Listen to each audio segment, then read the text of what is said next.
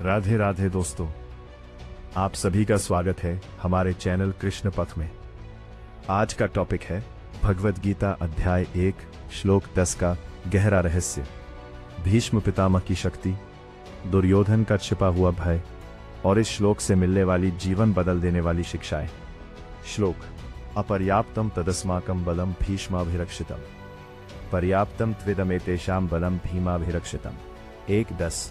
सरल अर्थ: दुर्योधन द्रोणाचार्य से कहता है, हमारी सेना जिसकी रक्षा भीष्म पितामह कर रहे हैं असीम और अपार है, जबकि पांडवों की सेना जिसकी रक्षा भीम कर रहे हैं सीमित है। दोस्तों, पहली नजर में यह श्लोक बहुत सीधा और सरल लगता है। ऐसा प्रतीत होता है कि दुर्योधन अपनी सेना की प्रशंसा कर रहा है और पांडवों की सेना को कमजोर बता रहा है। लेकिन जब हम इस श्लोक को गहराई से समझते हैं तो हमें पता चलता है कि यह केवल सेना की तुलना नहीं है। यह श्लोक दुर्योधन के मन में चल रहे भय, उसके अहंकार, उसकी रणनीति और उसके मनोवैज्ञानिक संघर्ष का दर्पण है। यही कारण है कि भगवद गीता का हर श्लोक केवल इतिहास नहीं बल्कि मनुष्य के मन का भी वर्णन करता है। अब तक के श्लोकों में दुर्योधन ने पहले पांडवों की सेना की शक्ति बताई, फिर अपनी सेना के प्रमुख योद्धाओं का परिचय दिया और अब वो दोनों सेनाओं की तुलना कर रहा है। लेकिन ध्यान देने वाली बात यह है कि वो तुलना करते समय भी अपने शब्दों से अपने मन की स्थिति प्रकट कर देता है। इस श्लोक में सबसे पहले आता है शब्द अपर्याप्तम। सामान्य अर्थ में इसका अनुवाद असीम या अपरिमित किया जाता है, अर्थात दुर्योधन कहता है कि हमारी सेना इतनी विशाल है कि उसकी कोई सीमा नहीं है। दूसरी ओर वो पांडवों की सेना के लिए पर्याप्तम शब्द का प्रयोग करता है, जिसका सामान्य अर्थ सीमित या कम माना जाता है।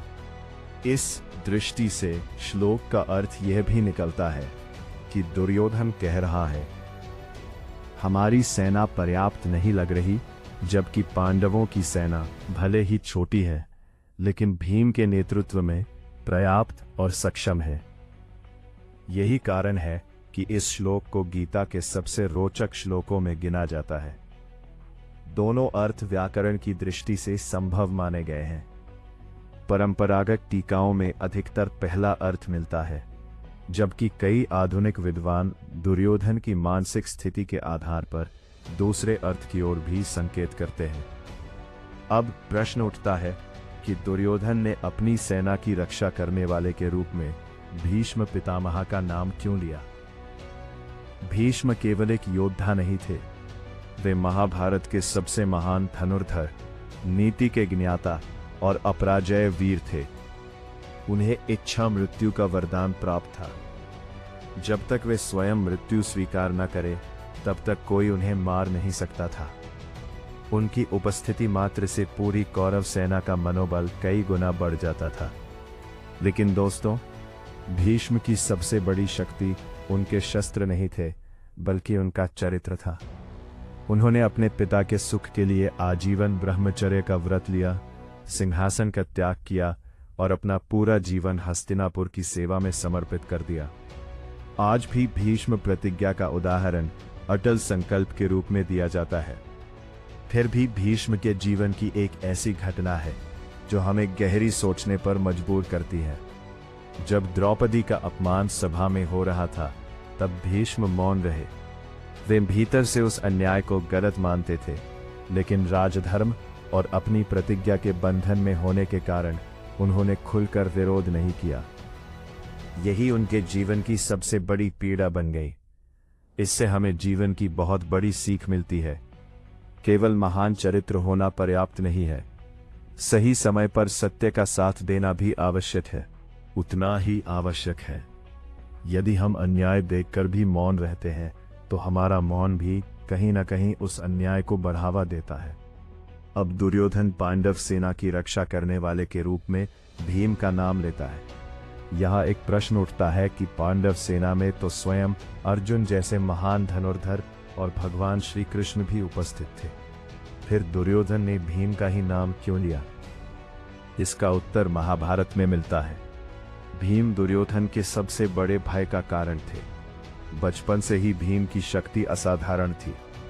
उन्होंने अकेले अनेक राक्षसों का वध किया था, दुर्योधन को कई बार पराजित किया था और सभा में प्रतिज्ञा की थी कि वे दुर्योधन की जांघ तोड़ेंगे तथा दुशासन का वध करेंगे। दुर्योधन इन प्रतिज्ञाओं को कभी नहीं भूल पाया था, इसलिए उसके मन में सबसे अधिक भय भीम को लेकर था। ये हमें सिखाता है कि मनुष्य अक्सर उसी व्यक्ति से सबसे अधिक डरता है जिसने कभी उसके अहंकार को चुनौती दी हो। यदि हम इस श्लोक को आध्यात्मिक दृष्टि से देखें तो भीष्म और भीम दो अलग अलग शक्तियों का प्रतिनिधित्व करते हैं। भीष्म अनुशासन, प्रतिज्ञा और अनुभव के प्रतीक हैं, जबकि भीम साहस, आत्मबल और अन्याय के विरुद्ध खड़े होने की शक्ति के प्रतीक है। हमारे जीवन में भी दो प्रकार की शक्तियां होती है, एक वह जो हमें नियमों का पालन करना सिखाती है और दूसरी वह जो कठिन परिस्थितियों में संघर्ष करने का साहस देती है। यदि केवल अनुशासन हो लेकिन साहस ना हो तो व्यक्ति अन्याय का विरोध नहीं कर पाता, और यदि केवल साहस हो लेकिन विवेक ना हो तो वो गलत दिशा में चला जाता है।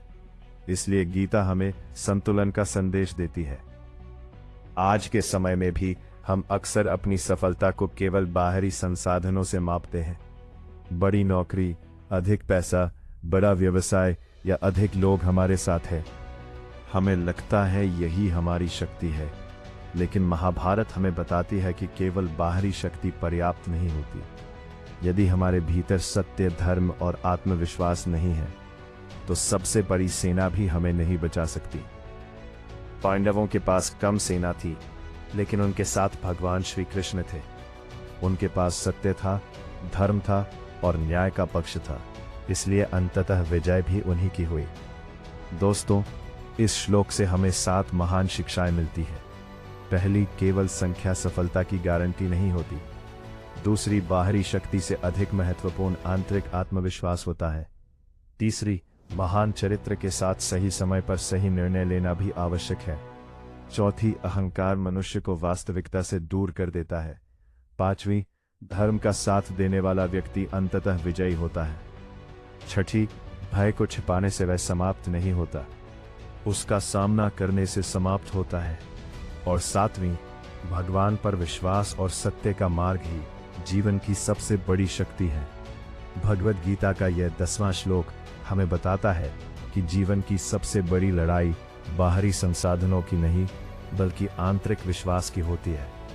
यदि हमारा मन सत्य पर स्थिर है, हमारा चरित्र मजबूत है और हमारा मार्ग धर्म का है, तो चाहे हमारे सामने कितनी भी बड़ी चुनौती क्यों न हो, अंततः विजय हमारी ही होगी।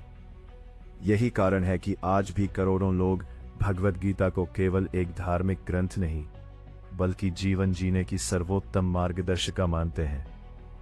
यह श्लोक हमें सिखाता है कि वास्तविक शक्ति सेना, धन या पद में नहीं होती, बल्कि सत्य, धर्म, साहस और भगवान पर अटूट विश्वास में होती है। अगर आपको भगवद गीता अध्याय 1 श्लोक 10 की यह वीडियो पसंद आई हो तो वीडियो को लाइक जरूर करें, अपने परिवार और मित्रों के साथ शेयर करें और श्री कृष्ण के दिव्य ज्ञान के प्रत्येक श्लोक को सरल और गहराई से समझने के लिए कृष्णा पाथ को सब्सक्राइब करना ना भूलें।